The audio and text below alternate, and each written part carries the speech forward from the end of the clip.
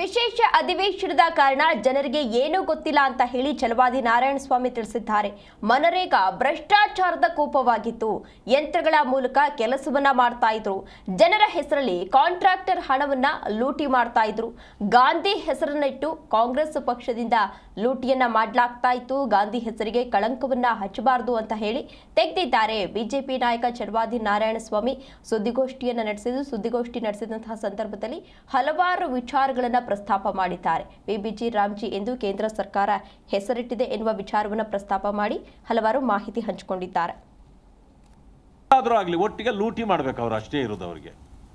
ಆ ಕಾರಣದಿಂದ ಗಾಂಧೀಜಿಯವರ ಹೆಸರಿಗೆ ಕಳಂಕ ಹಚ್ಚಬಾರ್ದು, ಅದನ್ನು